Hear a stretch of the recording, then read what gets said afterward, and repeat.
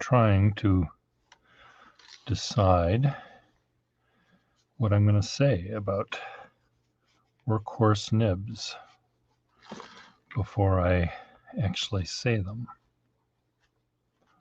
And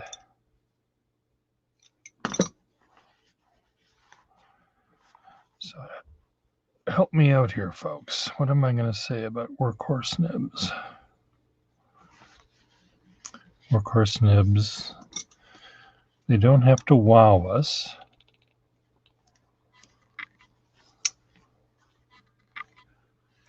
I'm getting it closer.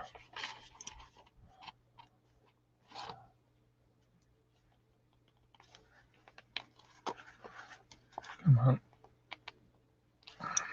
There we go. Close. Almost perfect.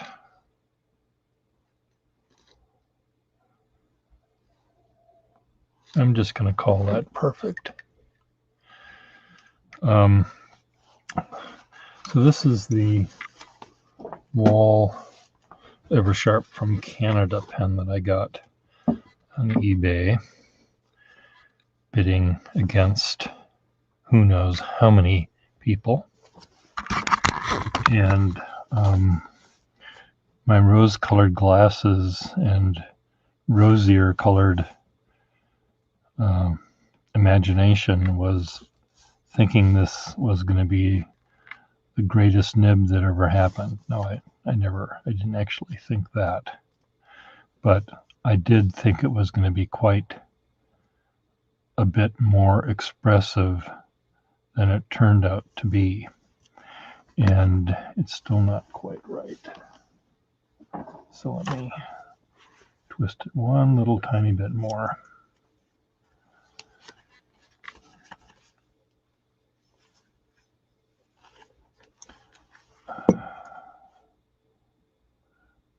No, I went too far. Hate when that happens. Too far, too little, too much. The Goldilocks routine.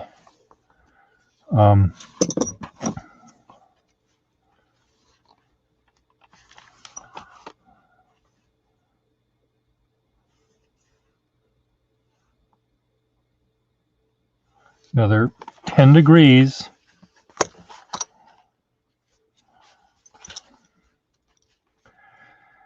Anyway, Olive Boy, Olivier, who has a very nice channel, just was speaking of a pen that he recently bought and how the nib on his new Sailor was not it was not his favorite. And well, there's only one favorite. You can only have one favorite in any given clump of things. And so there's going to be second and third places. I suppose you could have a tie for a favorite, or a three-way tie for a favorite, but most of us think of the word favorite as being the best of a group. And in his case, Olive Boy's case, the nib on the newest Sailor pen was not the favorite. It's a little too stiff, a little too dry, a little too stiff. Sounds like we're talking about wine rather than pen nibs, but those of you that know pen nibs will understand what he meant. But he used the word workhorse to describe a pen, and that's a term that another friend of mine named Ted Clausen uses to describe. Okay, can I find a page that is kind of empty?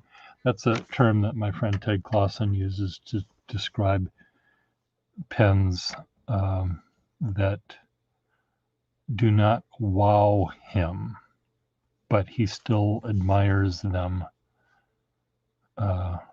as one would, admire and, in fact, admire and see value in a workhorse. It isn't going to win the Derby. It isn't going to make you millions. It isn't going to go in the stud farm and make stuff, but neither is it going to be turned into glue. So workhorses, for a workhorse to in fact be good enough to be called a workhorse, they have to be predictable, I think. They have to be reliable, and they have to mean business. They have to know. They're not about stealing the show. And because they're not about that, you might be able to compose better that letter to the editor if you don't have this wow factor interrupting you as you write.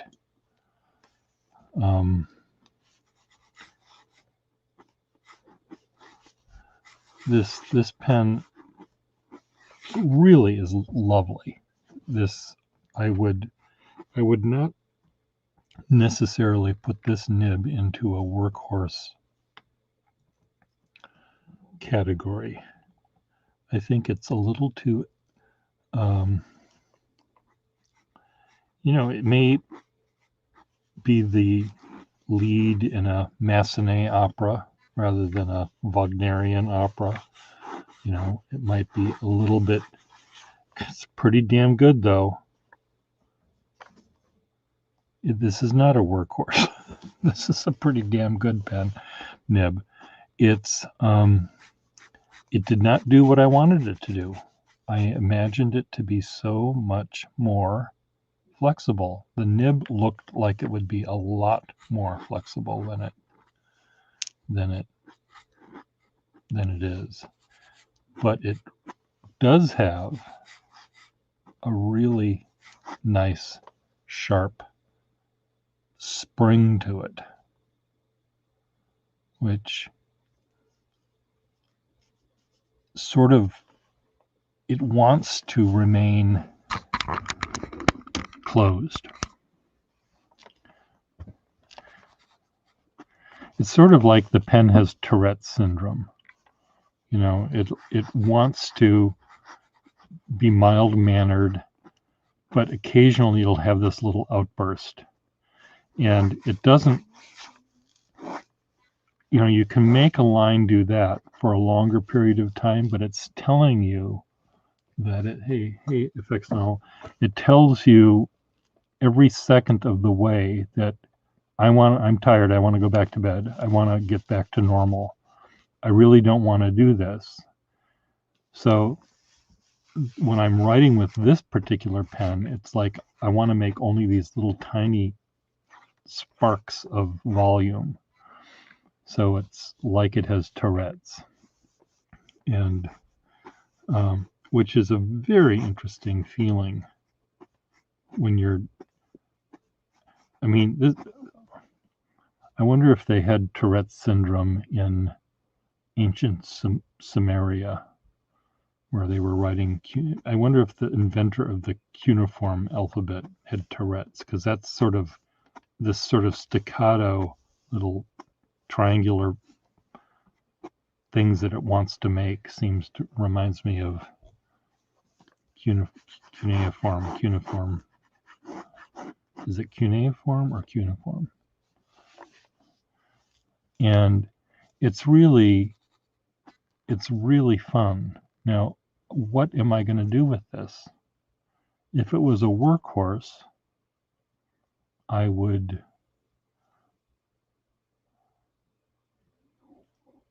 put it into use and write that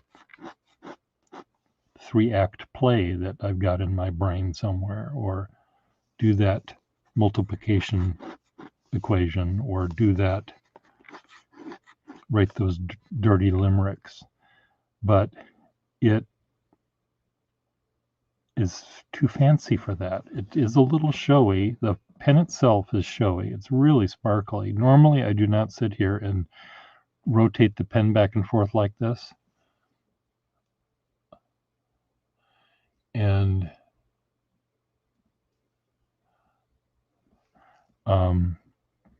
but rotating it, these little diamonds of rhomboids of smooth metal sparkle and sort of zigzag back and forth with this particular pattern. And maybe I didn't have a clean enough example of this pen to see that sparkly business, but I see it here, and it's really kind of beautiful and somewhat distracting. So it's like that, the singer in the Massenet opera where she comes out on stage and you can't help but aim your opera glasses at her cleavage, because she's, on top of having a very nice voice, she's stacked. Is that the word? Effects technol, is that the word that one uses? And so it just sort of sparkles, and you look at this pen more than you probably should, because while I'm doing this, I'm forgetting about the entire plot of my 3-act play I wanted to write. My mind is wandering, and I'll be lost. So it's really,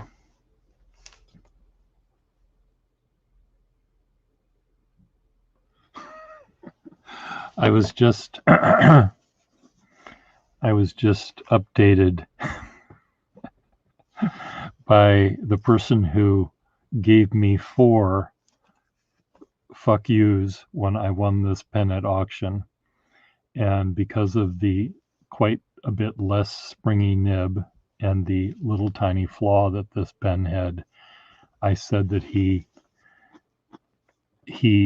could really only give me 3 fuck yous for winning this against him, not 4. But he just texted me saying that 3.6 fuck yous is what I still deserve for winning this. So on the fuck you quotient, I still have 3.6 of them from this particular user whose name we will not say, but his initials are FD.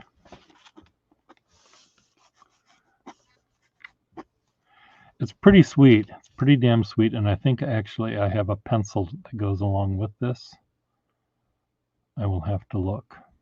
It really, what it needs is a nice engraved line, name there. It should say F.U. the third. How about that?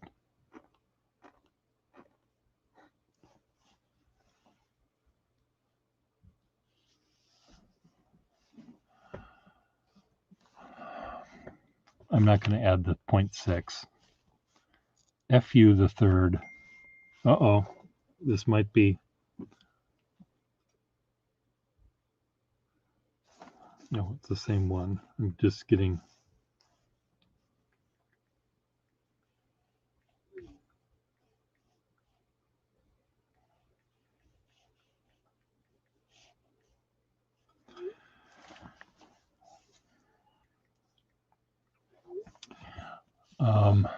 it's really sweet.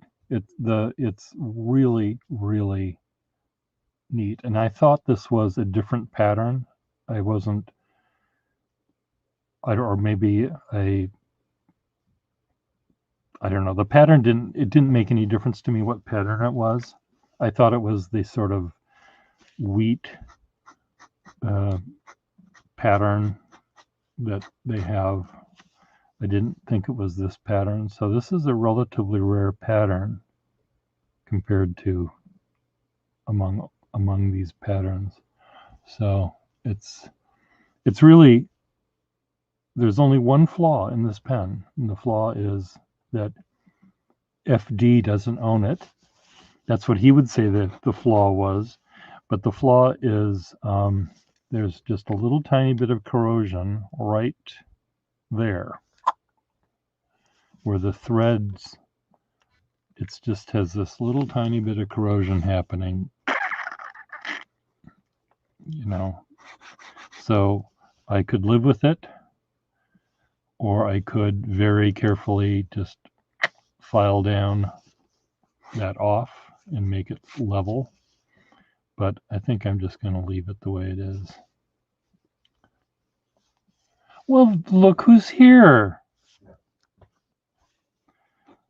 It's, you have the same initials as the person who gave me 3.6 FUs for getting this pen.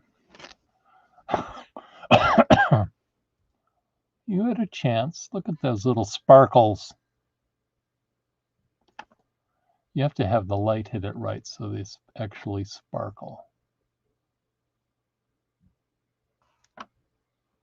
Okay, if this makes you feel any better, Frederick, there is some corrosion. There's right, do you see that on the top thread?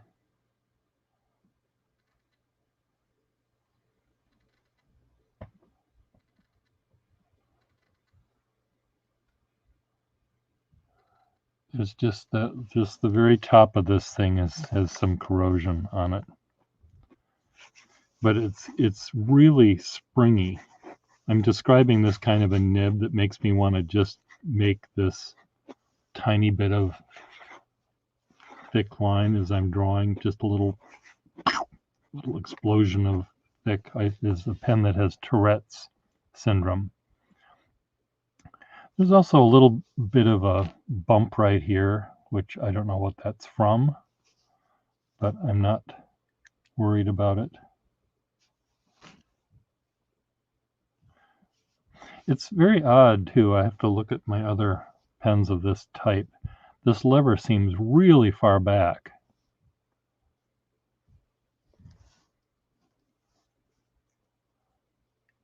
God, you have to talk to your tailor. I need some slacks that have a little bit more give. Maybe something on the bias. Would that help my pants from getting too tight when I see pens that I want?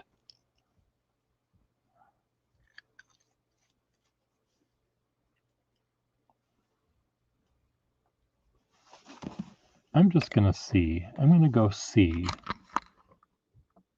if I have a pencil to match this. You just hold tight right there. Get ready for your pants getting to be too tight. Just let you look at this right here.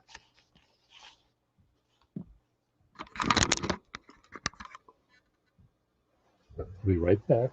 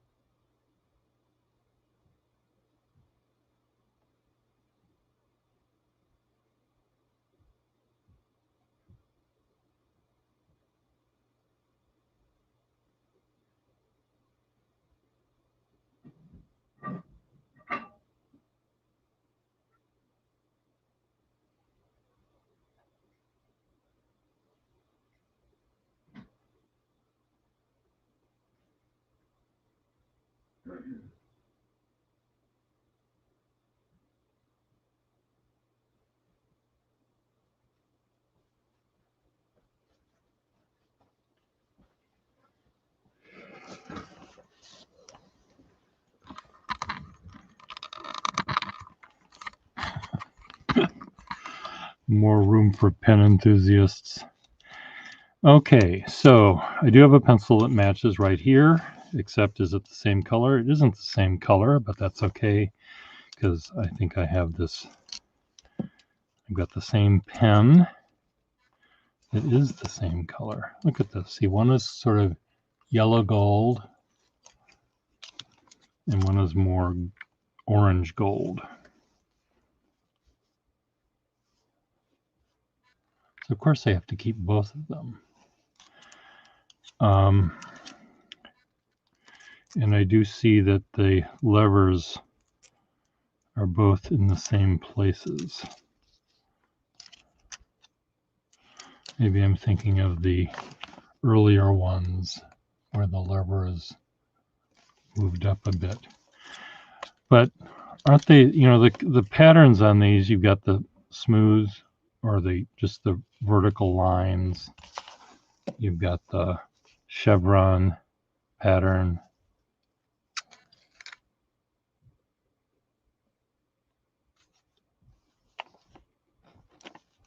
You've got the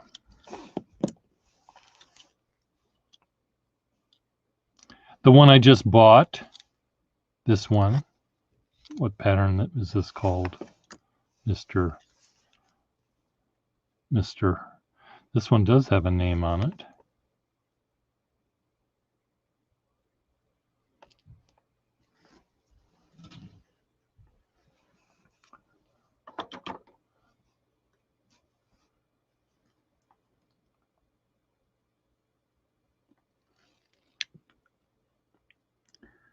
W.H.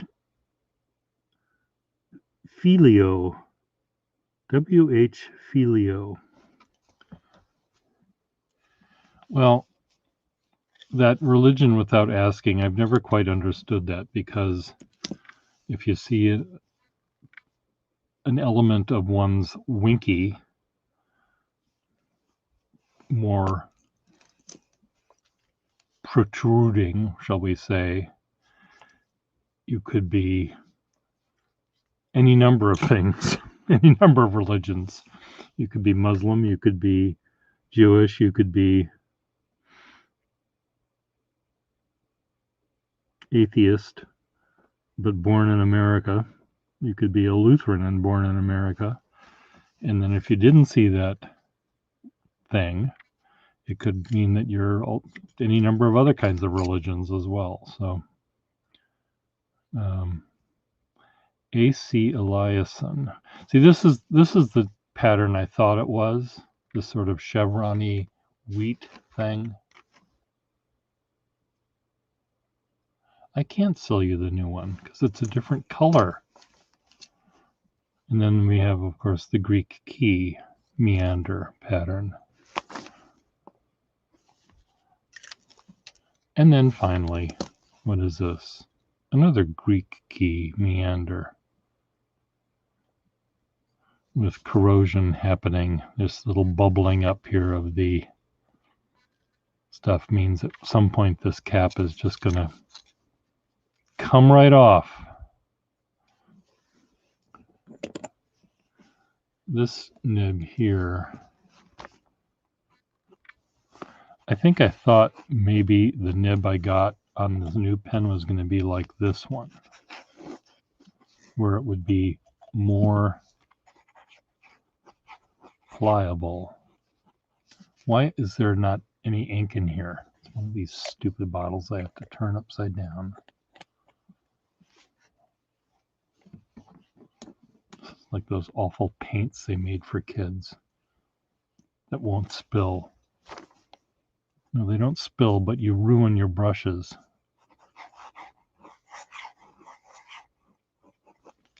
Now, I need to throw this ink out because it's really just dirty water at this point.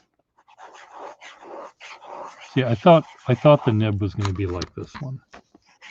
I thought it was going to be, it wouldn't want to fight back. You'd press down and it would be happy and sing those high notes and those long notes. Whereas this other one with the Tourette syndrome just sort of wants to shut up.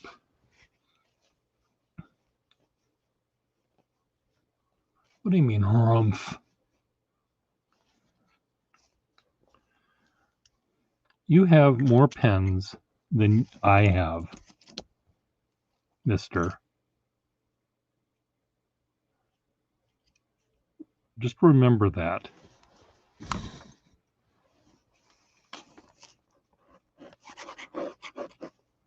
This is very much like a Skyline nib, this one. This is very rubbery.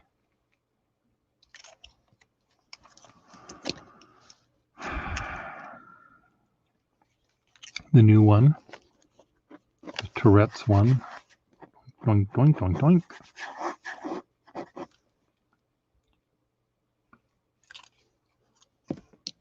Save that, leave that out here. They get. You said you had, or your fiance said you had 4,000 pens.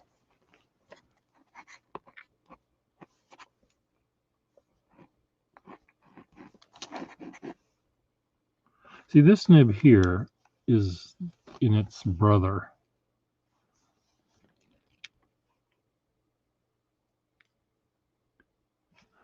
This is an Eversharp number 2. I wonder if these are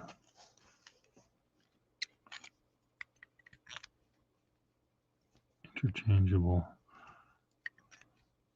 They are. So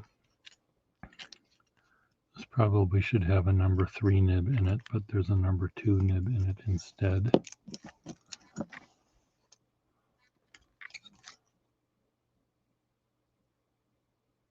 This is a number 4 nib, another big rubbery one.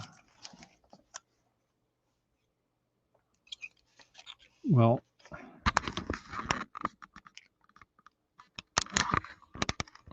why did you do that? Well, there's nothing wrong with modern pens. I shouldn't be so opinionated.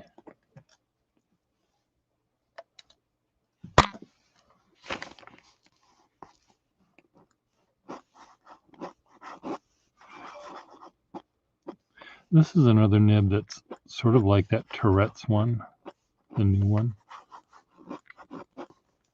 Anyway.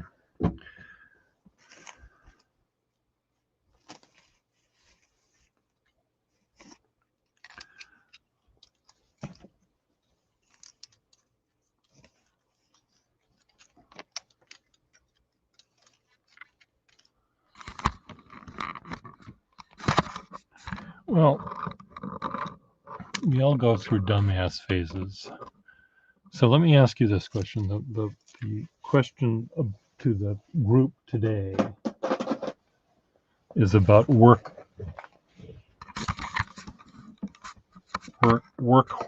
pens, which usually it's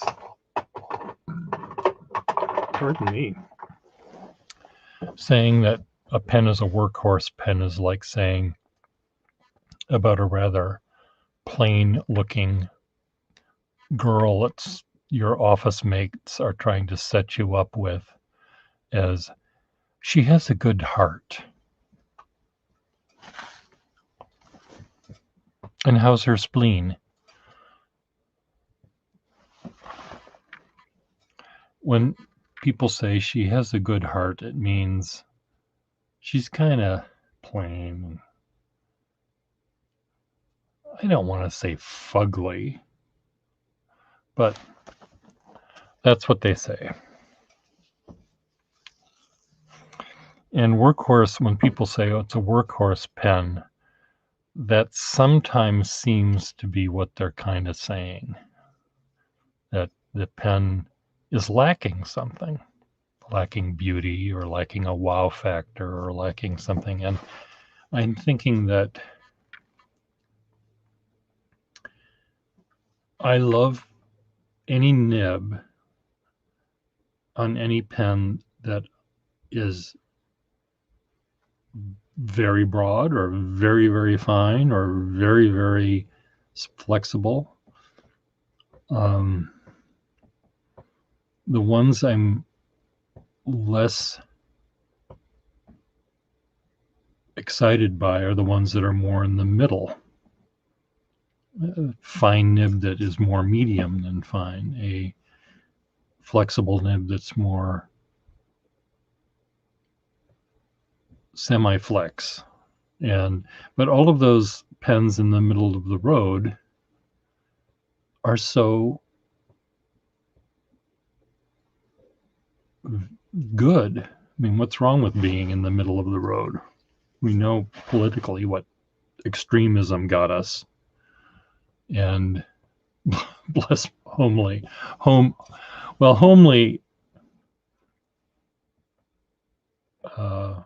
Yes, homely, bless her heart. Yeah.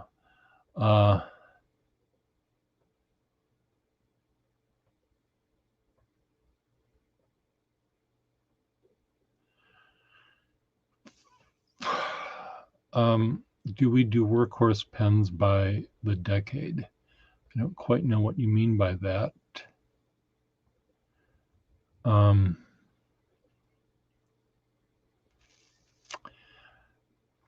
Pens that are, I remember before I had a 51, I used a modern Aurora pen. I think it might have been a Mont Blanc, come to think of it, that I used in taking notes in school because it was plain to look at and it had a nib that was not at all a show off. And the pen allowed me, I think, effectively to listen to the instructor and take notes without being distracted, like I was by those little sparkly bits on that gold engraving. So a pen that we normally would say might be a workhorse might be, in fact, a lot better for us in the long run,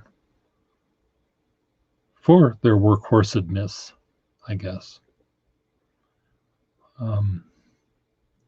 Hence the name Workhorse. You know.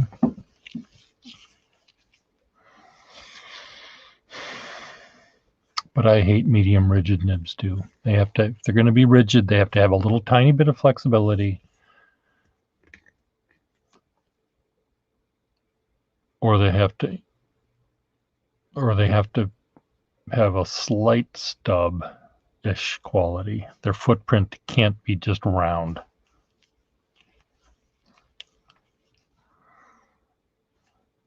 Unless I have to take notes in class, and they can be as round and as boring as you can be. It's 6 o'clock. I think it's 6 o'clock. I have my friend Ted Clausen who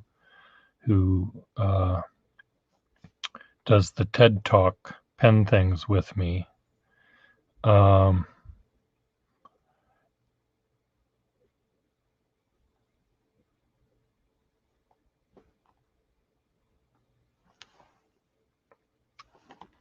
Is coming by to pick up some artwork I did for him, as well as, he doesn't know this yet, but I found the 2 pens that I was fixing for him.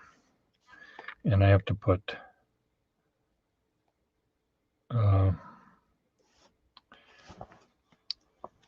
sacks in them.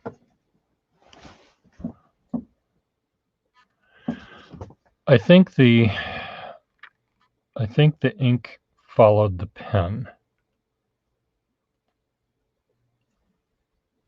Or maybe they came out together. I don't know the answer to that. It makes sense that they were to come out together, because if the quick drying ink, if it actually dried quickly, you would want it to remain wet under the little hood, under the pen's foreskin, as it were.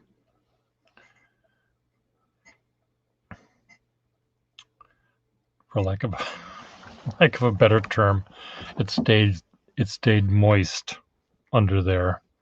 and wouldn't dry out. Whereas if you have a circumcised pen nib,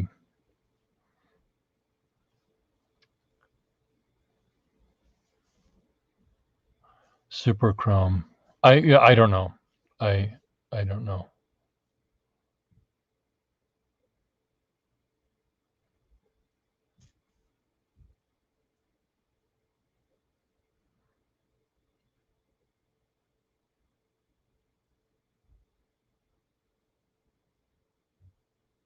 I remember Affextinol, speaking of Triumph nibs, I remember the first time I saw a Triumph nib, it made me think of an uncircumcised penis.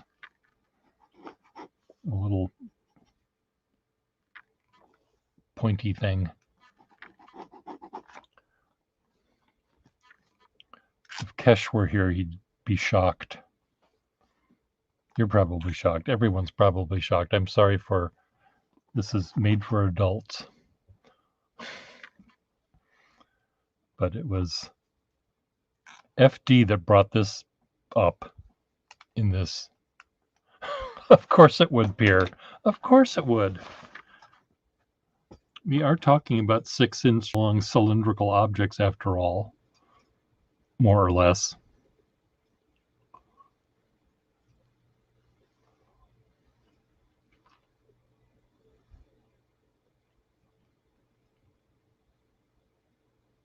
Let me find out when this guy's coming. It might be 6:30 that he's showing up. Let me find out.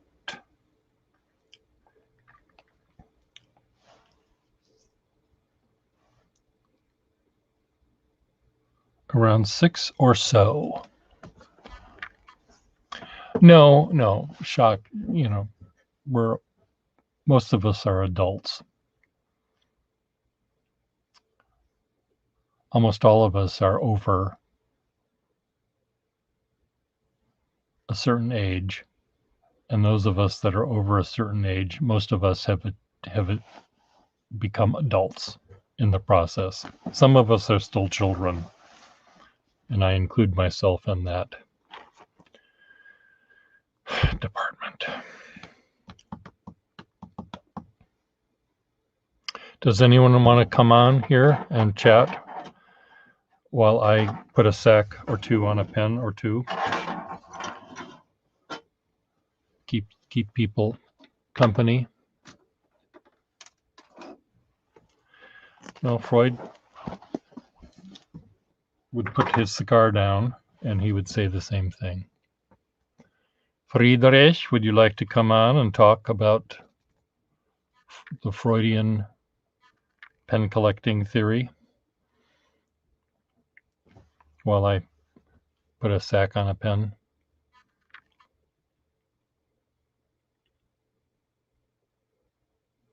Affextinol, would you like to come on? Would you like to come on, Mr. Hodge? I do have to absent myself from here for a few minutes while I put 2 sacks on 2 pens. But copy to clipboard, copy, edit, paste, edit, chat. So come on board, little children.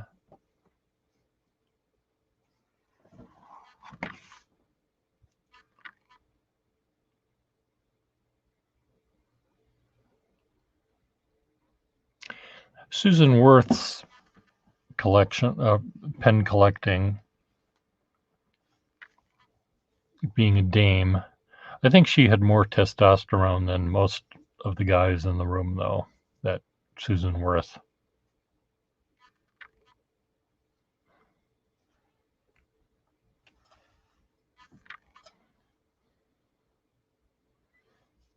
Anyone?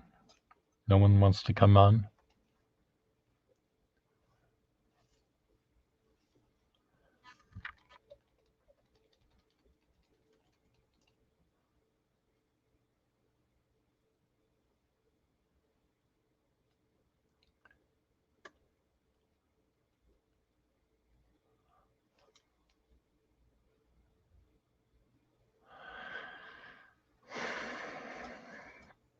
You know, it looked good on her. I don't know whether anyone else it would work. My grandmother used to sell jewelry in the store that she owned, and women's costume jewelry, big, you know, nothing, no precious stones and stuff. Hello, Fextonol. And Greetings. she was working behind her jewelry counter one day, and this big black man came in, and my grandmother used a word that starts with a letter C that describes the man's color, shall we say. This blank guy came in, and that's what they did back then. That's the term that was used back then. I don't even think the word black was.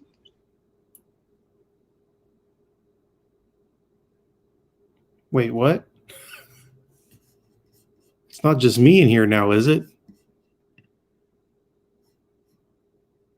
Oh my gosh, what? Pierre's gone. I'm back. Not just me in here now, is it? No, I'm here. Can you see me? Hello. Yeah. Okay, you're back, Pierre. I'm back. Yes, I was getting stage fright for a minute. I discovered that when I press my little button on this Wacom tablet pen, I disappear. So, note to self. Oh my God, I'm in control of the command center now. What do I do? Yes. So anyway, this guy came in and asked to see that brooch right there, and it was this big, you know, gold color with rhinestones all over it, and he pinned it on his jacket lapel, and he asked my grandmother, how do I look? And my grandmother said, on you it looks okay, but on anyone else it would look like they wouldn't have enough sense to come in out of the rain. And Susie's moxie worked well on Susie, but I think if it worked on, if I, hello, Bartholomew Brecht. Oh no, Bartholomew's up in here. No, you can come in and, well, you talk to Brecht. I have to put these 2 sacks on, so I'll be right back. Bartholomew. All right. Well, now that Pierre unintentionally/intentionally gave me command of the channel again, we're going full fountain pens, baby. But anyways, this is a Schaefer Balance that Pierre sold me. This one's a pretty cool pen. Of course, it's you know, lifetime nib, of course, as you do. This one's pretty nice. No real major wear on it. It's got some brassing on the trim and whatnot, but you know, it's still a solid pen. This is one I got today. This sucker is like perfect. Like there's no micro scratching. The trim's perfect.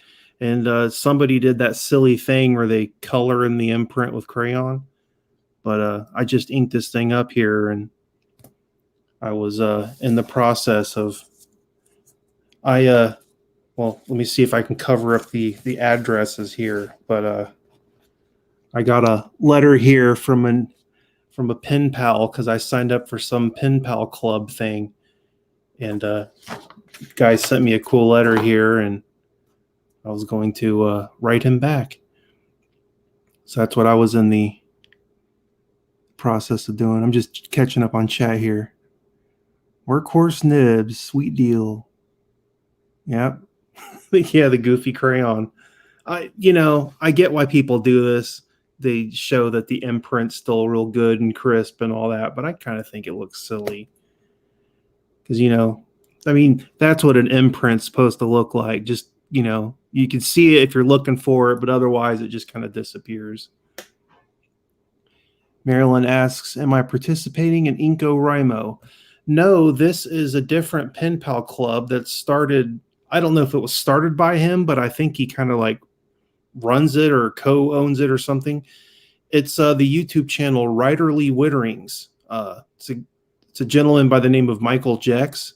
He is a writer that does like cool medieval like mystery novels and stuff. He reviews fountain pens and all that on his channel. Well, you guys have probably seen him at one point. Yeah, he started a pen pal club, and I signed up for it like a few days ago, and I really didn't know what to do afterwards because I put my information on there and a little description of myself, and then magically a letter came in the mail. So I guess I'm a pen paler now. Drop a link. I don't have a link. He has a YouTube video about it, and you send him an email and he sends you an invitation to the Discord. If you've ever used Discord before. And that's where you set up all the pen pal stuff, is on the Discord. Okay, I have to write. I have a meeting in a second. Ciao, guys. Great to see you on stream, Mitch. Yeah, it was good to see you too, Bartholomew. And I'm sure I will be speaking with you later today via alternate means. Yeah, that's what I was sitting here doing. And Pierre was like, anybody want to come on stream? And I was like, I'm kind of busy writing, but yeah, I'll jump on for a minute. Did any of you get to check out the video me and Pierre did with the Triumph nibs earlier? That was a lot of fun. He called it Triumph or Tragedy. It was fun for me because it was just an excuse for me to totally nerd out real hard.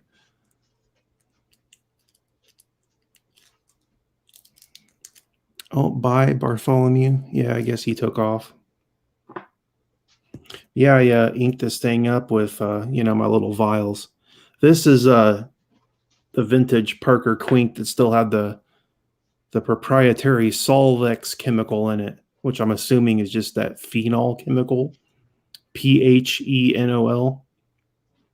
Whatever's in that ink, it works great. So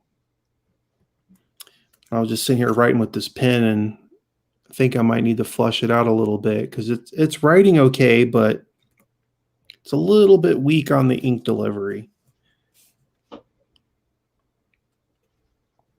There could be some crud stuck in the nib slit too, because that happens sometimes. I'm back. Phenol is a vegetable. Frederick says he adds phenol to all his inks. You can get phenol by itself? Because if that's like really a thing, I want to do that to my ink. What's it going to do to your ink? I was just saying how the old Parker Quink had that Solvex chemical in it. It cleans as it writes. And everybody, basically people have determined that was probably a chemical called phenol. Okay. And they don't add that to the inks anymore. It's not because it was dangerous to people in the amounts using it in a fountain pen. I think they removed it because it was dangerous or difficult for the people manufacturing the ink or something.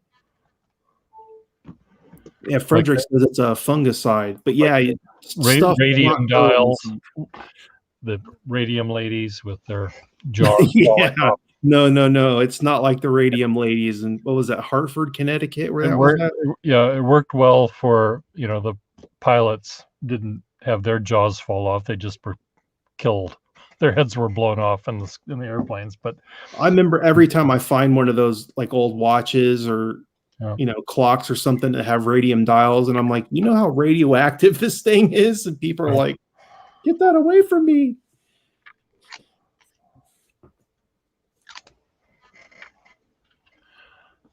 I was just showing the channel. I got another balance like the one you sold me. Yeah. This thing's pretty cool. Because apparently I seem to have taken a liking to these balances. Yeah. I want to get an oversized one, even though I know I don't like huge pens, but they go for a lot of coin, and I'm not made of money. If I have one I can send you, I will, and you can just play around with it. Cool. While I'm away. I won't say no to that. I'll just have to keep sending you monthly installments or something. Well, you know, they're layaway plan. I find them interesting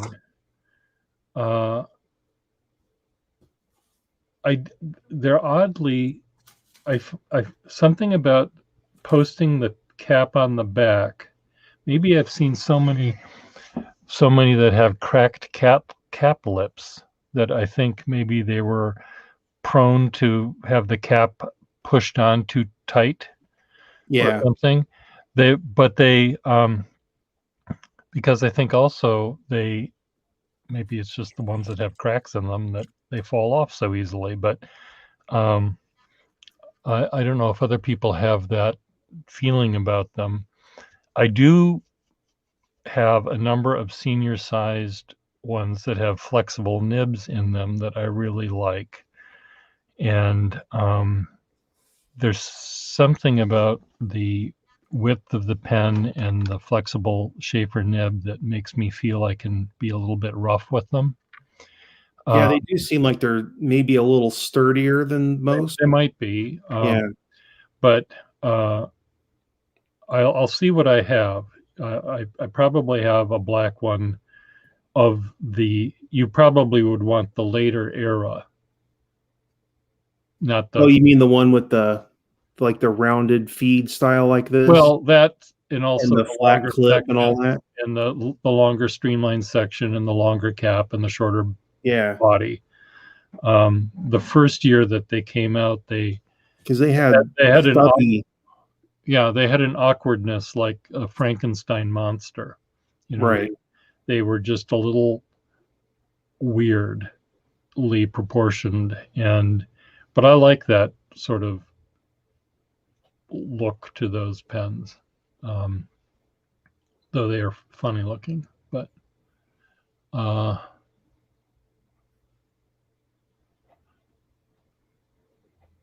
so phenol is supposed to help the ink flow or help the ink clean the pen, or what? What's the, if it's not going to make your jaw fall off, what does it do for a pen? Ink. Well, it's primarily a fungicide, so it keeps junk from growing in your ink. I see. And I think it does have some qualities that make it a better ink, like the flow or surface tension, or I don't know. I'm not scientific about it, but I really do think that ink with phenol in it has superior properties than just normal ink. Okay. It's like stay bill for gas. Oh, yeah. Okay. Well, I know that if I just managed to close my ink bottle caps, the mold wouldn't grow. But I'm lazy that way. So just don't use it in a noodler's pen. It may melt it. Well, I don't use noodler's pens, so I guess I'm okay. Not to mention, I figure I'm using this stuff in pens that were, around at the time that ink was contemporaneous. So what better match, right? Yes. I have a lot of, I have like 3 or 4 bottles that have never been used of like Parker Quink from the 40s, I think. And it's blue-black ink. And it smells really strong of that phenol stuff. It has a really strong smell to it. It's still perfectly good ink, but it's kind of light. It's faded a bit in the ensuing decades. As we have all. That's true. Some more than others. I just am trying out one of these pens I showed in the Triumph thing, and boy, does it have a sweet nib. It's slightly flexible. You would never know that this was. Well, you can't play with them all, Pierre, because I can play with every single one of them. I can play with every single one. These are my pens. You'll be like, "Oh, these nibs are too good. I can't possibly sell them." But look at that.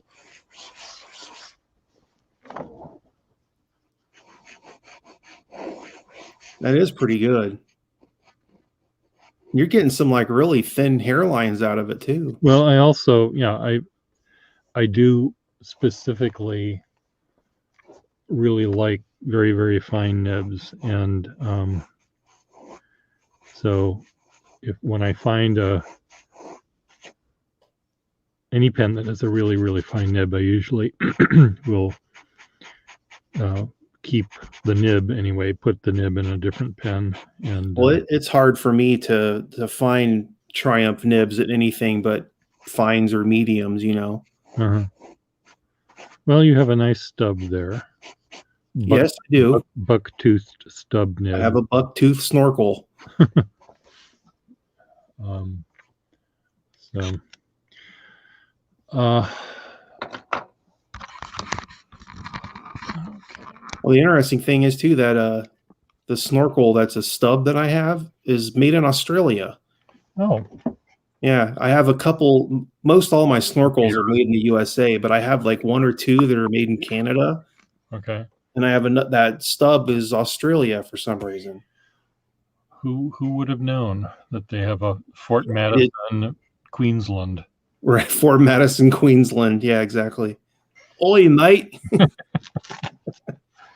that a lifetime? That's not a pen. This is a pen.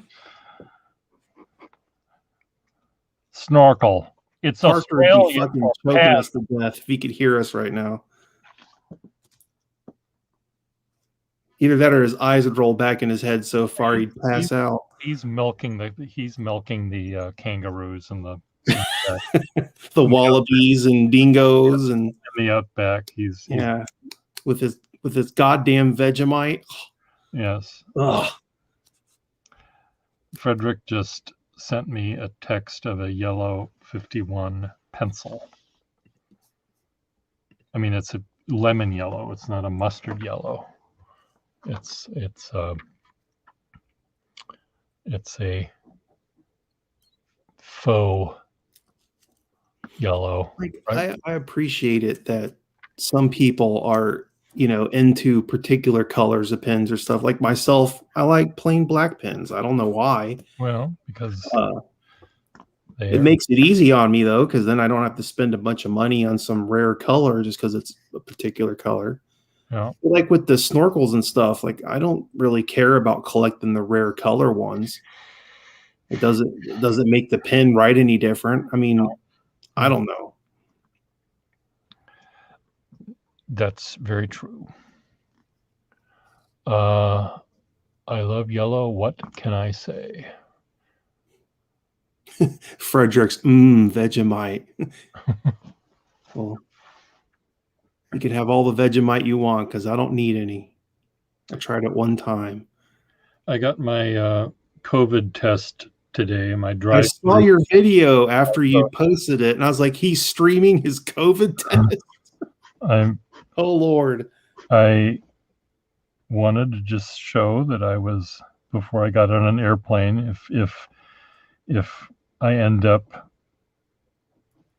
just by happenstance, Minneapolis goes into this horrible outbreak of COVID, you'll know that it wasn't I who brought. You weren't patient zero or whatever. I'm not Typhoid Mary of COVID. Right.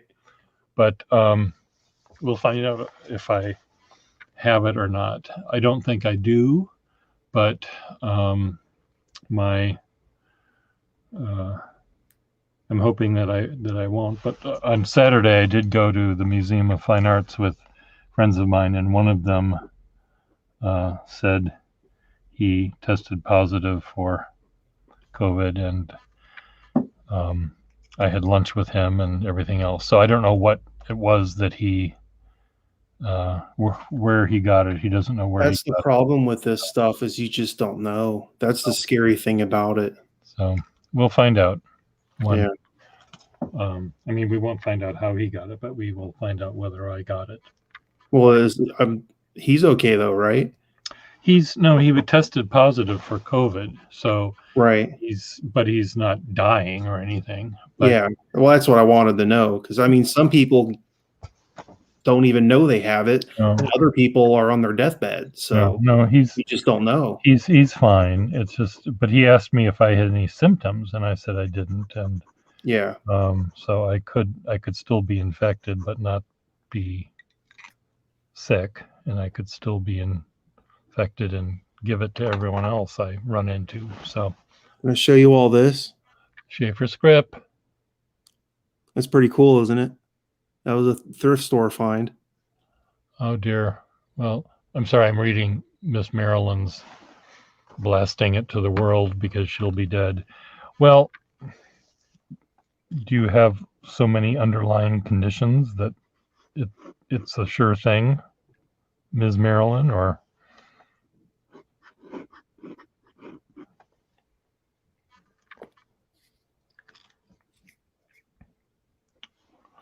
Marilyn says immunodeficient, so yes. Yeah. Yeah. There's people that don't have any underlying conditions and they didn't fare so well. So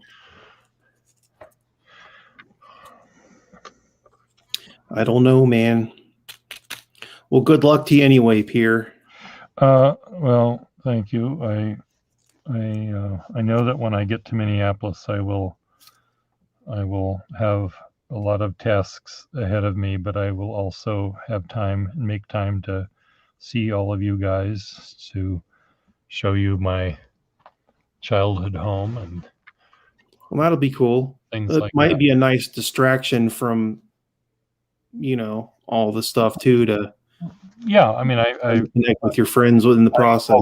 I'm also, if the plan is to, in fact, sell the house and things like that, I want to continue to do a lot of drawings of the house that I started doing. Frederick is asking if you have broken celluloid parts in various colors because he wants to make celluloid repair solvent. So you want to, Like melt it in, grind up a yellow dual fold. Make it celluloid glue. Hey, Sacco. Pierre, keep your head up. I will, and the chins that are below it, I'll keep them up too. So I'll find out whether I have positive or negative for COVID in a day or two, I hope, and then I will based on that, go to Minneapolis or not. But and then when I get there, I'll have to. The idea of getting on an airplane for 3 hours, same air as everyone else on the airplane, even though you can't get on an airplane if you test positive. The fact is, I'm testing positive, or let's say I'm tested negative today. That doesn't mean I'm not going to catch it tomorrow, and my flight isn't until Thursday. So, I don't know how all of this will work. That's what my brother was asking me when I mentioned it. He wanted to know, are they actually requiring a negative COVID test to even get on an airplane now? I think so. Yeah. Otherwise, why get a test? Well, yeah, that's true. Unless it's just for tracing purposes. Right. Some people on this plane of 300 people have COVID. I mean, that doesn't sound very smart way of testing. So, but if they know everyone on this plane is supposed to be clear, it just doesn't make sense unless they test right there as you get on the airplane. Yeah, I could have like an immediate test right there with results. They do have it at the airport, which I'm sure that they, if you don't have one of these pieces of paper that say you've just got a test, that they'll make you go stand in that other line. But because that test, I guess, gives you immediate answers. But I imagine that line is pretty long. You're going to miss your airplane. The other scary thing is they say the immediate ones are not even as good as the normal tests, like in terms of, the sensitivity or something. The false negatives, false positives, right? So we're all doomed. We should just plan on that. That's a good conclusion to come to, Pierre. We're doomed. We're doomed. I agree with that.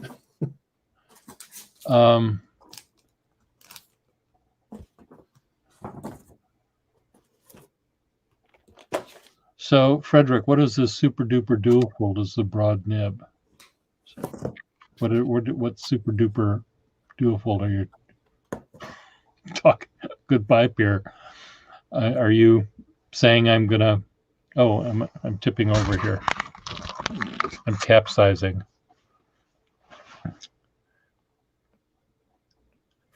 I will not fly if I'm positive. They won't let me, and I won't do it anyway, even if they let me, because my family is negative, and I don't want to infect them if I'm positive. Oh my God, how long would it take you to drive? Like a whole day and a half, 2 days? Well, 3.5 8-hour days if I were to drive.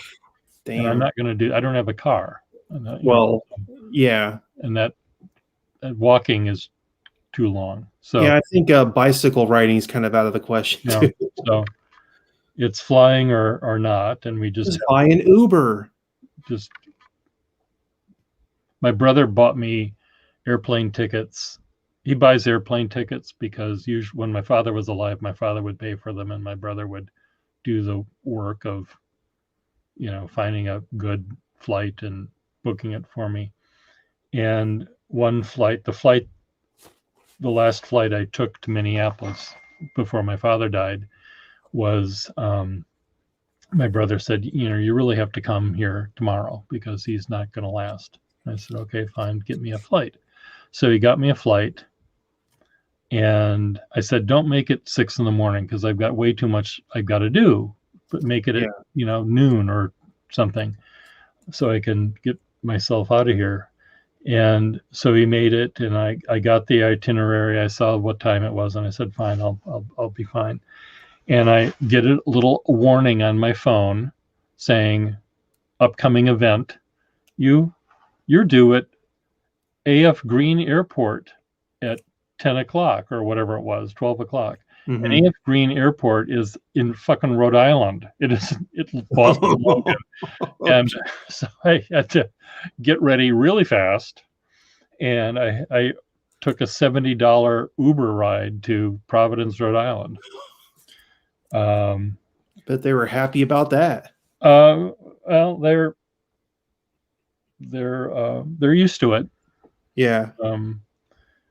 My friend Nicola Pang missed a flight to Boston because he took an Uber to the airport, but he neglected somehow. I don't know who made the error, but he must have made it when he typed it in, but he went to the wrong airport.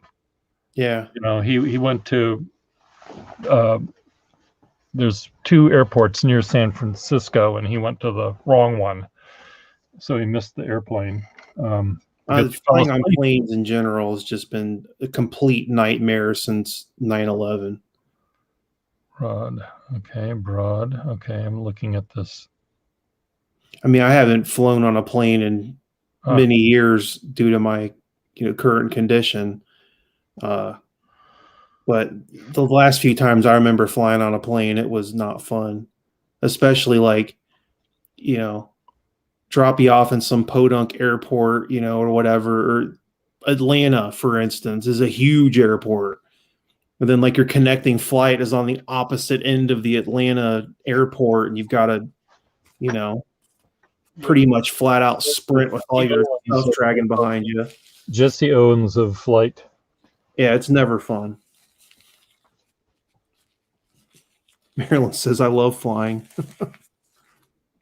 Well, I like the actual flying part. It's just everything leading up to it is, painful.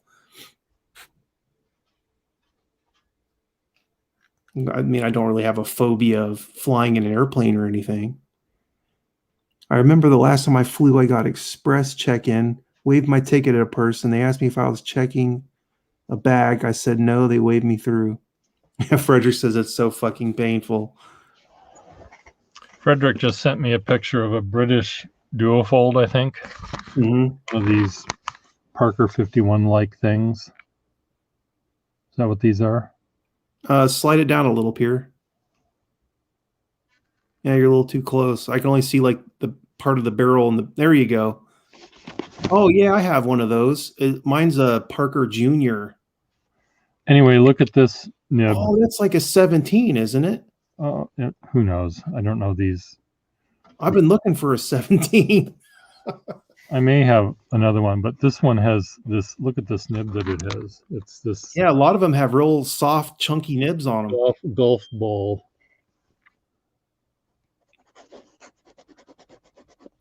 You know, broad mop. Yeah, It's like the Sharpie, the presidential Sharpie. I like that, Pierre. I have to show you another pen that I have that is really, really sweet. It's a Swan Bluebird. Oh, is it that blue and black? Blue and bronze. Oh, okay, bronze. I've never seen one like that before. That is super cool. Royal National Orthopedic Hospital, it says written on it. And it's made by Swan. It doesn't have a clip. It never had a clip. It never had trim. It didn't have a, it was the Royal Orthopedic Hospital bought these for their staff, presumably. Mm-hmm. And it has this buck tooth flexible stub. Oh, wow.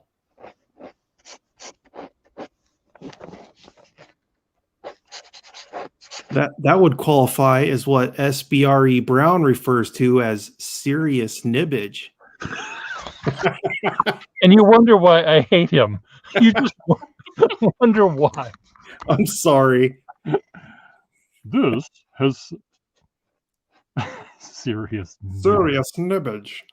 Oh, God. Where's Mighty Mouse to roll her eyes out of her? Will says, Pure, you're expanding Mitch's Sansa belts. Yes, Mitch's Sansa belt slacks are getting really tight on him. So anyway, it's a pen that has really lovely color, as well as has this really fun nib, but it's a pen I don't use very often. It does skip a little bit, and I think it's just the nib is too broad. Yeah, the feed might not be able to keep up.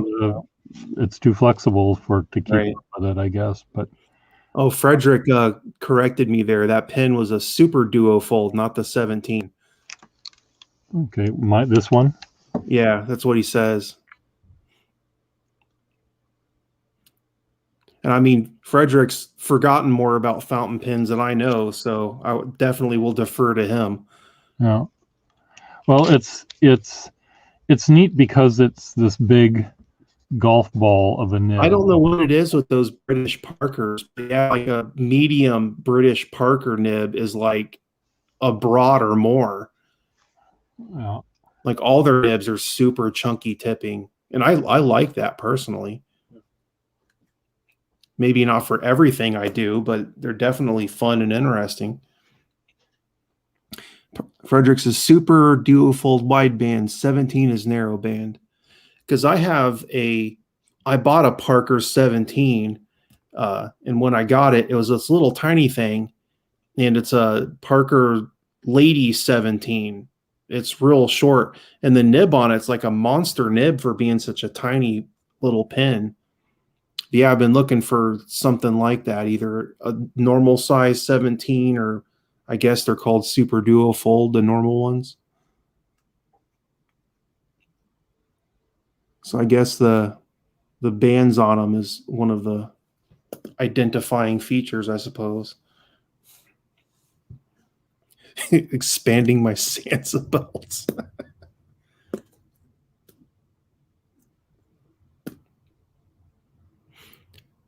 So what's going on with y'all in chat then, since I'm left here alone for a moment?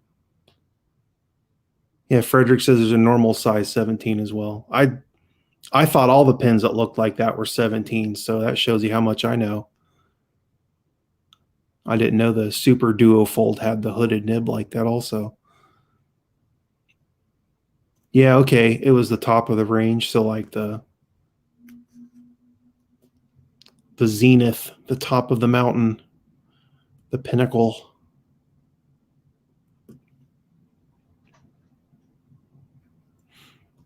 Marilyn says, I'm at work doing paperwork. Well, I was writing a pen pal letter, but I got all caught up in gabbing with all y'all. I sound like a hillbilly saying that. All y'all. Till they had one with a sovereign style cap for 1 year. Yeah, I've definitely never seen one of those. Frederick, Ooh. how many fuck yous am I going to get for having a pair of these? Those are pretty. The Duovacs or whatever people call them. Mitch, get your pants ready. What kind of? Okay, this is one of these kind of. Yeah, that's one like I have then. Like a junior or a slim fold, or there's a bunch of different. I don't know what they are, but there's something really neat about the plastic. It is a really weird plastic. You're right. Amly Icewalla. Idawala. Idewala. What a name. Amaji Idawala. Well, that's a mouthful. Yeah, mouthful. Okay, let's see what this one is. This is another. Oh, this is a little tiny baby. 51. Yeah, I was telling Frederick I bought one of those thinking that I was buying a normal sized pin, and turns out it was called a Lady Parker 17. So yeah, I've been looking for like a normal sized one. And here's a little black one.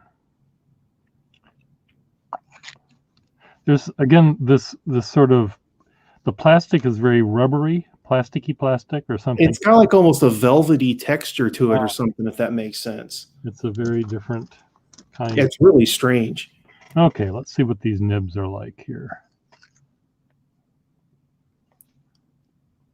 Frederick is like totally identifying each one of them to the T.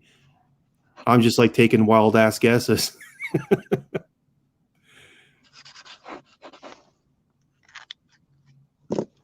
Screw cap equals slim fold. Okay, good to know. This is one of those Parker nibs that has a V on it. You know those nibs, Effextinol? Oh, the little... It has a V that looks like that. Yeah. That's the ones that the Duo folds that have vacuumatic fillers on them are like. Yeah, that's what that is, the vertical striped ones. I'll get one of those someday too for my vacuumatic collection.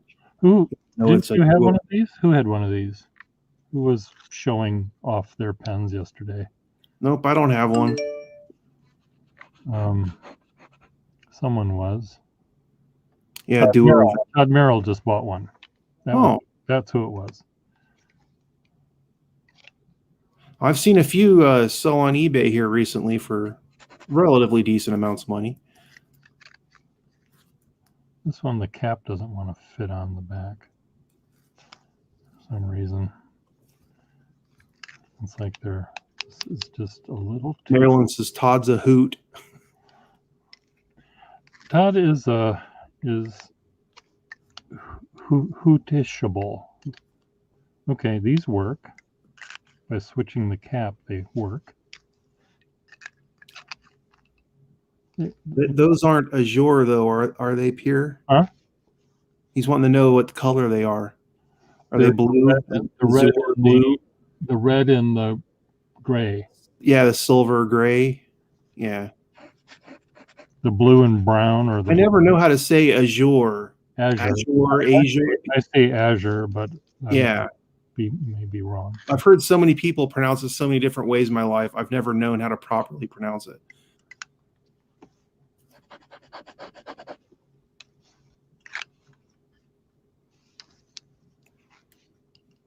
You wanted an azure one. You wanted the blue and brown. Yeah, I think that's what Frederick was saying.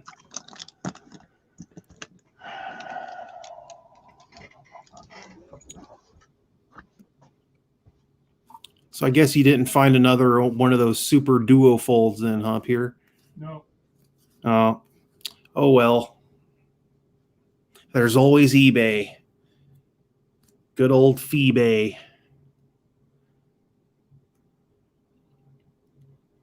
Marilyn says, I want a vanishing point in Rodden.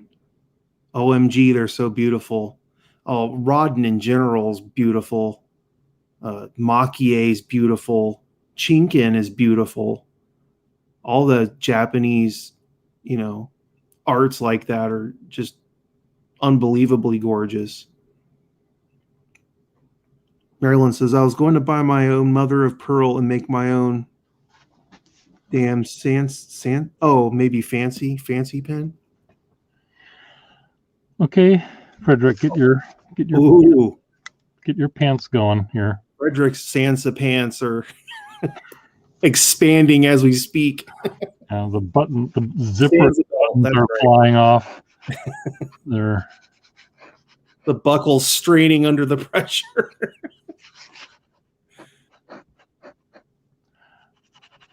Frederick says, now we're talking. Okay. Oh, those have the aluminum speed line fillers. Is that what they're called? One does. Yeah. And Todd, the one that Todd had did too. Oh, I've only seen them with the plastic ones, but I mean, I haven't seen lots of them.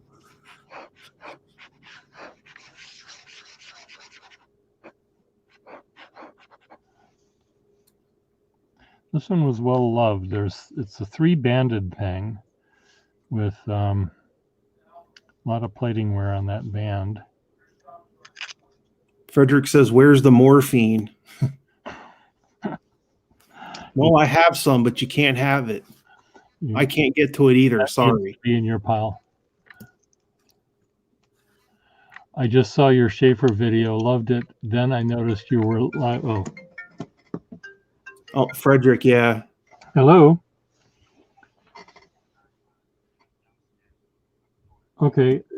Did you ride your bike or did you drove? Okay. I will bring down so you don't have to come up. Is that okay? I mean, you're welcome to come up. It's just it's easier for me to just do this.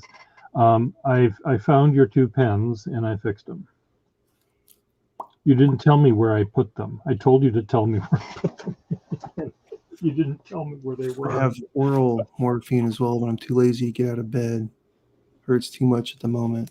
Well, I can relate with that. Hold on 1 second. Let me just. I'll be right down. Bye. I'll be right back, guys. Gosh, she's leaving me alone again.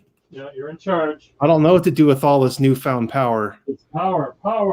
I'm getting drunk on my own power. Now, that video we made earlier this morning about the Triumph nibs is a lot of fun. Still have some other pins to put away still.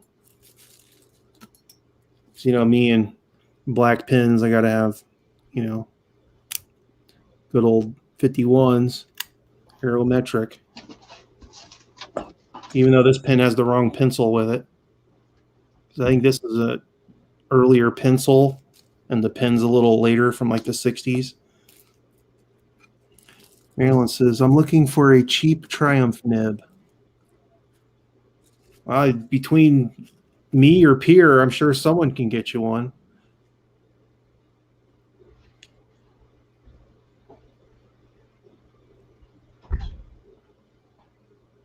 Hospital always sends me home because I have better drugs at home than the ED can give out. Cheap Triumph, get a desk pen. Yeah, that is a good idea. I've bought all kinds of Triumph snorkel desk pens on eBay for $20, $30. And then I get them. I put $5 worth of parts in them, and they work again. It's really hard to beat that. I have a few different bases for them as well. I don't have any I can easily get to here, but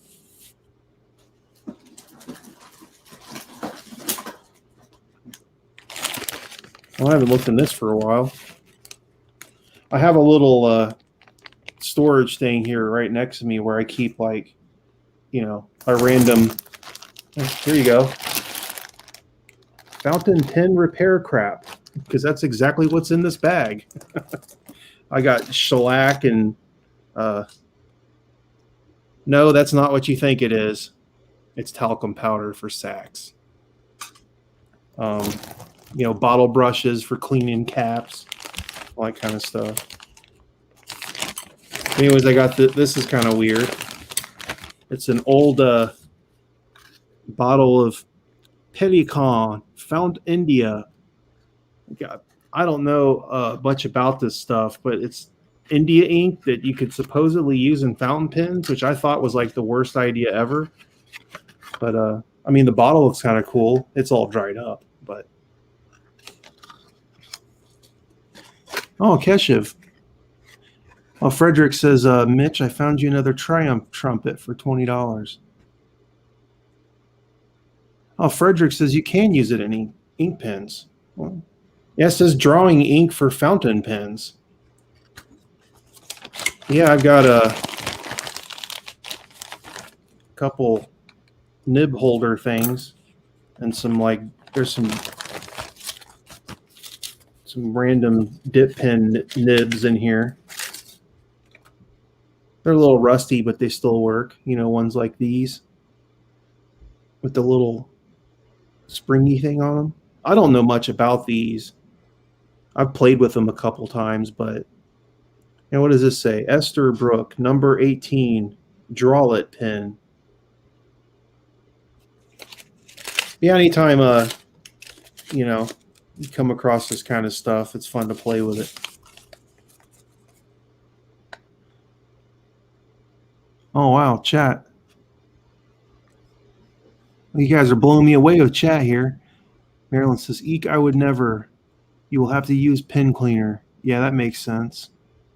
What timing? Me in India. Keshev was excited because of my right on cue. I was thinking thoughts about going to the art supply warehouse today. That's called the calligraphy nib. You can get rid of the rust on those by using Evapo rust on them. Yeah. There's a couple more in this one. Yeah, a couple of these have they're like music nibs. Yeah, this one's huge. This one's pretty daggone wide, and it's got 3 tines. It's cut at like a slight angle too, so it's slightly oblique. Yeah, it says left LCO hand. It's made by Speedball, apparently. This one's kind of the same idea, but it's cut the other direction with 3 tines. Kesh says, I see a different background today. Yeah, this is my kitchen. I'm normally sitting in my chair in the living room, so that's why it looks a little different. That's a broad edge nib. Oh, I know. When I tested these things, they were laying down monster lines. So I guess you could use stuff like this for making posters and stuff like that in the old days, when people used to still know how to do that sort of stuff. I mean, I know people still do pinstriping by hand. That's still kind of a thing that's going on. But I don't know if people are still hand lettering posters like this. Suppose I can get out a few more random odds and ends and show you guys. Here's a something pretty neat. One of these weird mid-late 60s Schaefer cases. It has a little thing on the back for ink cartridges. This thing is pretty cool. This is a new old stock set of I think this is for 800. This is one of those Dolphin cartridge pens. Here's the pen. You see it's still got the cartridge label on it. Still has the chalk marks here. It says, 800 cartridge pen. Fine, $7.95. But it's got one of these. It's kind of like an imposter inlaid nib. It's pretty neat. But I've never had the heart to ink this one up. Cyrillic ink or Sumi ink, or watercolor or liquid watercolor. Yeah. Well, when I tried those nibs, I was just using like normal fountain pen ink, and it worked, but it obviously wasn't the right stuff for what they were meant to use. Because I've read that before, that dip pens are you're supposed to use like dip pen specific ink for dip pens. That's another thing I don't know anything about. Because I have a friend of mine gave me this, which I thought was pretty cool of him. It's one of these glass dip pen sets with all the little inks in it. Fake news. I was going to make everyone gasp and take all the tags off the Statesman touchdown and ink it for the first time. Is Frederick still here? Friedrich? Yeah, Frederick's here. Kesh says, Get your pants. Oh my gosh. Hold on to your pants. Hold on to your pantaloons. These are pens that were put in a display by my friend at Northeast Framers, who's a pen collector. And this was a frame he made for me that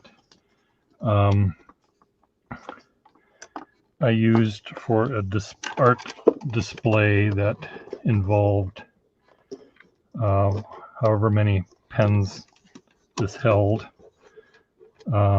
Frederick says, "Damn you, Pierre! Damn you to hell! How many fuck yous is this?" Damn you! And he gave me the frame afterwards, and I put my yellow pens in there.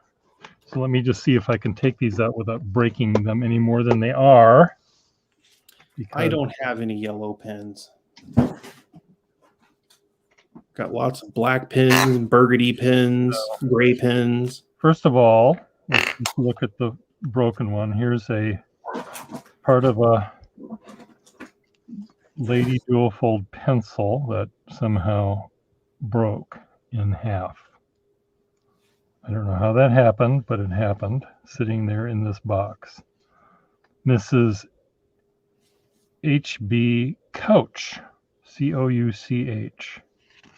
Then there's a dual fold lady, another lady, and then we've got a junior.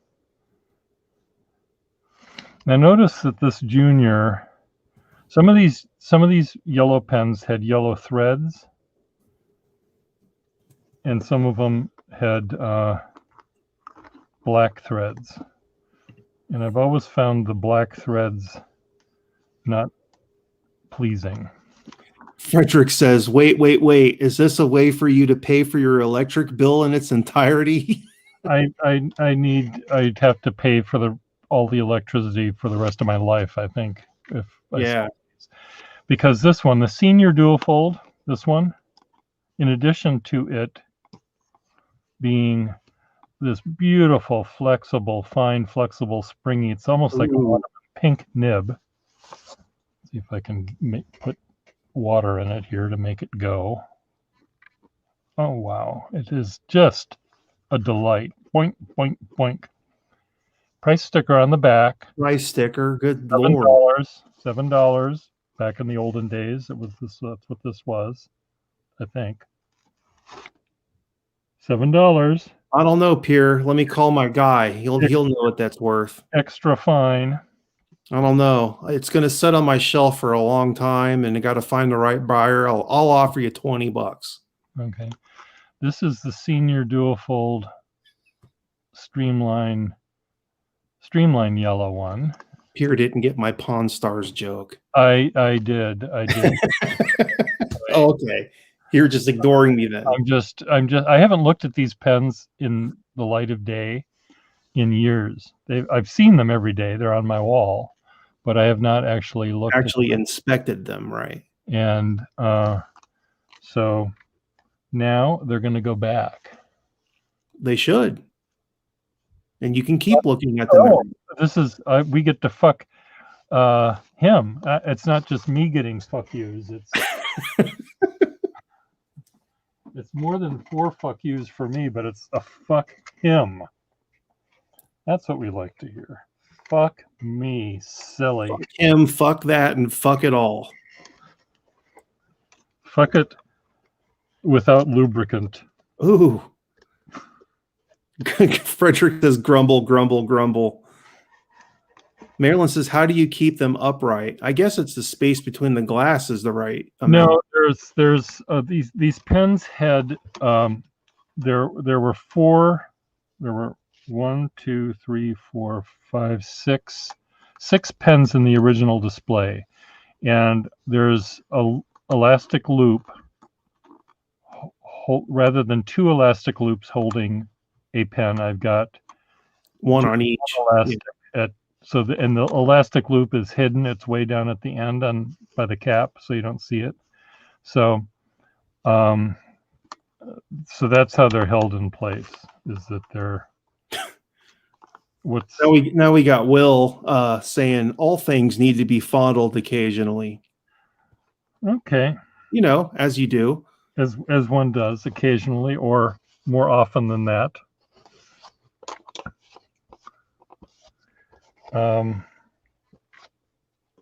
And the year's worth of dust is cascading on the top of these things. Well, I don't know, Pierre. You've done a lot of various shows and tells on these streams, but this one's going to be pretty hard to top. It is hard to top because, I mean, here you see all of the yellow ones in one place. Yeah. You know, I could show you my yellow 51s. I mean, that's like the fruits of a lifetime of pin collecting right there. I mean, I the one eBay yellow dual fold I bought. Let's see if I can turn this over and lock these things in place. The one yellow dual fold I bought on eBay, I ended up not realizing it had a big crack in the cap. So I made it into a Frankenpen, and I do use it on my desk once in a while. Mm-hmm. And I have another one that is a yellow desk pen, and it may not have been yellow. It might have been just a barrel I put on a desk pen.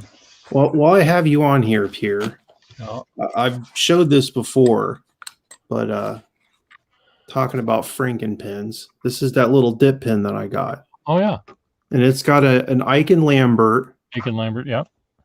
Aiken Lambert. I believe it's a number 2 or number 3 nib on it. Okay. And is this Frankenpen worthy? Probably is. Yeah. It's, if you were to take it out. Yeah, it's a number 3. Do you have a Waterman number 2 nib pen? A couple. If you take out the number 2 nib and slide that in gently, if it shows any resistance, don't put it in any further because it isn't a rounded shape. It's more flat. Yeah, I mean, you can look at the holders here, and it's not quite like a. No, it's flat. It's not as severe as you think, but yeah, it's got more of a. So put it in right now. You go right over to your Waterman drawer, and you pull out a Waterman number 2. Take out the nib, slide that in its place, and see how boingy boingy it is, and make Miss Marilyn Darling's pants get tight. Let's just make everyone's pants get tight today. Well, I was going to say, I probably don't have the pen that this would work in the best. You probably wouldn't. And in a worst case scenario, could I send this to you and see if you maybe could find one? Yeah. I mean, it's not anything you have to put a bunch of time into, but I want you to, that pen nib, if you had the following pen, if you had a Duofold Junior and a Waterman number 2 feed, you should be able to put that nib in. The feed will be a little loose, but it will not deform the pen. It'll hold everything together. But anyway, just now, if you can, take out a Waterman 2 nib and just slide that in and see if you can see how well it writes for you. Yeah. It might be boingy boingy-y. And Well, I might go try a little experimentation here in a bit. what's wrong with doing it right this very second? Well, okay. Fine. Twist While my you're doing that, I'll get my mustard yellow 51s out for more show and tell. Poor Marilyn is dying over there.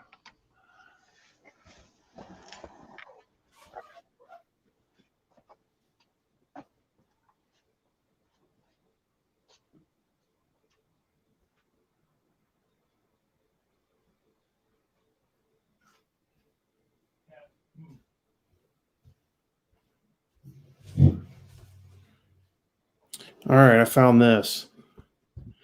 This is a Waterman 352. I think that's what it is.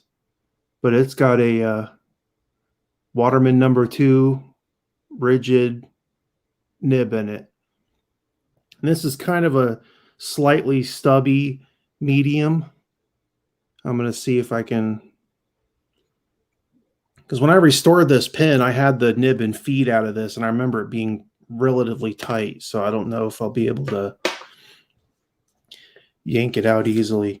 I have a Waterman 52 also, but it's so nice. I don't want to mess with the nib and feed on that because it works awesome as it is. So I'll see if this will at least give me an idea. And I don't want to have to knock this out. Oh, hey. I have misspoken. It was not in there that tight at all. But I'm sure you've seen these a million times. Here's a little Waterman feed. Yeah. Here's the nib. Here's what I selected, one of these. Okay. Yeah. Yeah. Don't worry about putting the cap on because it's the nib. Yeah, that's not what this is for. Way too far. But a Waterman 12 or 14 or something might be good for that kind of a thing. So just see if it fits in. And again, don't put it in too far. Right. I'm just going to kind of eyeball it here. Yeah, they definitely have different curvatures to them. Yeah. But it's not as severe as I would have thought. All right, let me get the pen, get the feed. Frederick. Oh no, Pierre's got even more. These are the cedar green and the mustard yellow 51s. And my favorite cedar green one, though, a friend of mine is a artist friend of mine who loves tramp art, has a beautiful collection of tramp art stuff, and he made me a tramp art box for a pen. I just have to show you it. Here it is, made in the tramp art style. You have to look at this. So it's this great, wooden thing, and it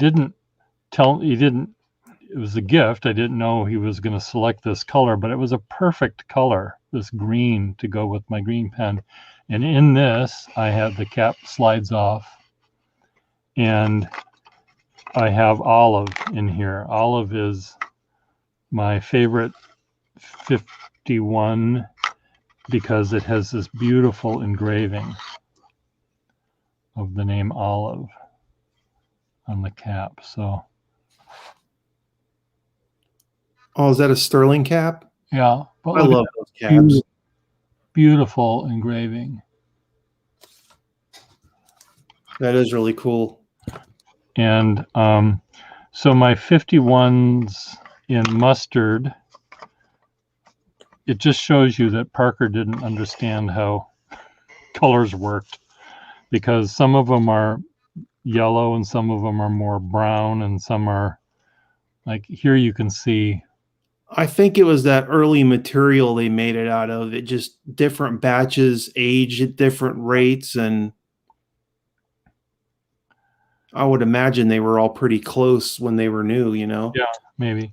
This one has a big old fucking crack in it, and I don't know how I managed to make it work, but it did work at one point. I don't know if it does now. Well, I gave it a quick test fit here. Yeah. I didn't put it in there very far, and it seemed to still retain its normal boinginess. Okay. So I don't think it's distorting the shape of the nib enough to really affect it. But I don't know if I want to jam it in there anymore, because then I might have to take it all apart. Well, don't jam it in further, but just write with it. See if you can get, because when you actually dip one of those pens in, if it doesn't have a feed, it really doesn't give you enough gas to even see how it can go on the road. This Nassau Green 51 is a nice stub nib, sharp. Well, see, the problem that I'm having is the feed has a little depression on it from where the original nib was. And to get this feed lined up to where it's got enough of the nib slit, I'd have to go way past that mark, and I'd really have to crank it in there. Okay. So this might be the best pen for this. Crank it in there. Find if you have a slightly larger pen that has a nib and a feed that can come out easily. Yeah. I don't know what that would be, but you might try the Waterman feed in the slightly larger, like if you had I think a Vacuumatic might be too big. Yeah, the feeds are a lot bigger diameter in those. But even just to try it out, if it has enough. I wonder if one of my Skylines might work. Yeah, Skyline would work. If you took a Skyline nib out and put the Waterman feed in the Skyline, it would probably hold that nib in place. Yeah. Enough for you to see how boingy it is. Just something for fun at the moment. Like I said, just a good idea. I mean, this nib is too nice to not do anything with, and keeping it as a dip pen is kind of. Keeping it in a dip pen, there's some people that can do perfectly good work using dip pen nibs. Yeah. But I'm not one of them. Right. I get annoyed with that. Marilyn says a number 5. What are your thoughts on these things? I don't like them myself, only because it's they just feel like they're going to break on me, and they will give you only a one line. Now, one diameter line, but I did find someone who was a watercolorist, and he uses those for opaque inks because they're very easy to wash. Yeah, you can just. He essentially uses it for acrylic paint. Yeah. So they're good for sampling a lot of ink quickly. They're easy to clean, dip into a different ink. I didn't even know that they were resharpenable. I didn't know that was even possible. So anyway, with this thing, it's one of those correction tape pens. Here anyway is that faux tramp art inspired pen case that just has room for one pen. That's it. And a handy little handle so I can carry it. It's my evening compact. I just have to find shoes to realize you were saying tramp art this whole time. I thought you were saying tram art. No, tramp. What does that mean? Tramp art. But I know what tramp art is, yeah. So he collected many beautiful examples of tramp art that he sold most of them when they enlarged their house. Huh. Things retractable. That's kind of pointless. Only when it's retracted. Just seems like an unnecessary complication to a correction pen.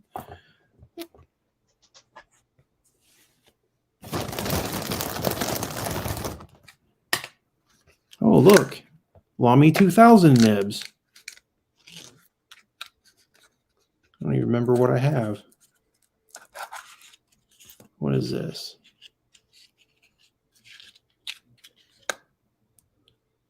Oh, that's right. Yeah, this is a fine nib. Interesting. Well, if anybody needs a good Lamy 2000 fine nib, I have one.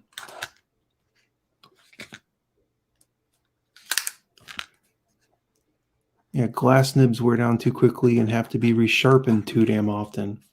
I didn't even know you could resharpen the tip of a glass pen. Okay, yeah, this has got a feed. Oh, I know what this is. Yeah, I have the feed from a Lamy 2000.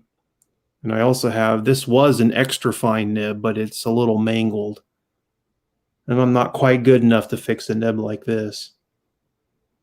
It's not mangled too bad. It could be fixed, but I don't want to screw with it because I'll probably make it worse. Because that's kind of a crucial thing when you know how to repair certain things. Like you have to know where your skill level's at. Like when you come across something that you know it's kind of out of your comfort zone, you've got to have enough willpower to keep yourself from messing with it. Because there's a pretty good chance you'll probably just make it worse. and this nib is a good example of that. I'm sure if I sent it to a nib meister, they could bang this thing back into shape in no time, but I had most of my Lamy 2K nibs reground. Yeah, they seem to be a pretty good pen for that. And but this far in my pen journey, I have not actually had any pens professionally ground or smoothed or anything by anyone. All the pens that I have are either, I've done a little work to the nibs myself, very, very conservatively, or they're just the way they were when I got them. Obviously, brand new pens. Frederick says, "Oh yes, but eventually you must challenge yourself." That's true too. If I had some better tools like a nib block and some burnishing tools, I really would start learning the art of making busted nibs work again. Oh, it's Mouse. Mouse says, "Well done." Well, good to see you, Mouse. I was just talking to you on Instagram earlier today. A picture of your kitty. And that cool artwork you did. Yes, Mighty Mouse, I didn't have a chance to look at it yet. I saw a picture of you drawing it, but I have not look. Frederick says, "I don't do that smoothing thing. I'm not for it, but modern pens I will have reground. Vintage grinding is a no. No. I totally agree with you to a point." Okay. And that point? I am very, very like nibs that have had the tipping worn down really, really bad. That just bugs me. Oh. And nibs are one of these things. Like once you wear off some of it, you're not going to be putting it back very easily. You can take it off easy, but you can't put it back on. Yeah. So I always have that in mind if I do any amount of smoothing. And actually, the bulk of what I do to nibs is actually just take the slightest amount of material off the very inside edge where it's the sharpest. Mm-hmm. And I find a lot of nibs, if you just come at it with like some really super duper fine lapping films, you can make a huge difference in the smoothness of nibs without actually affecting the geometry of the tipping or anything major. So that's generally what I do to some of these nibs if they need it. But I mean, a lot of vintage nibs are so awesome anyways, you don't really need to. Two cats. Sorry if I mispronounced this. Rasmus and his sister Musmus? Muse? I don't, am I saying it right? I don't know. My loner cats. Rasmus and Musmus, maybe. I don't know if that's right, but that's what I would say. So the new drawing you did, you have a pterodactyl and a man climbing a mountain and a big rat whisker thing.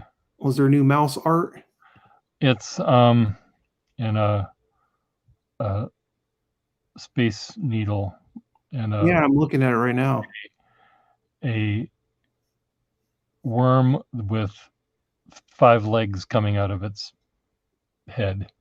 It looks like a hand to me, but Hand with an opposable thumb and very sharp digits. These are fun. They're like those highlights for kids. Oh, I see. It's a telephone pole with a bird on it. yeah, if you printed one of those out, like on a black and white laser printer, and then had a box of crayons, you could have a ball. No, crayons are evil. These are Just meant saying. to be black and white. Okay, colored pencils. Is that better? Only slightly. Pastels. I'm a black and white person almost. I am too, actually. Adding color. I like black and white photos. So,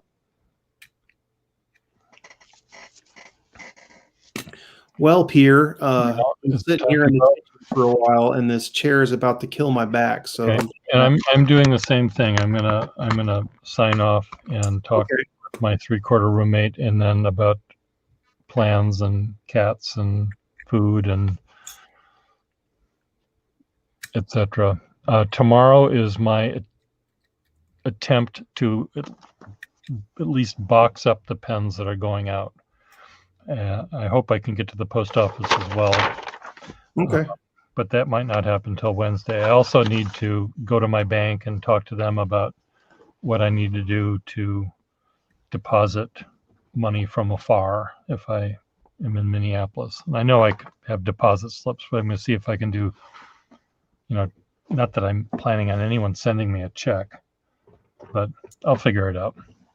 Well, I got PayPal, so. Yeah, PayPal is handy because I can get money into my bank from that. Okay, everyone. We'll see you all later.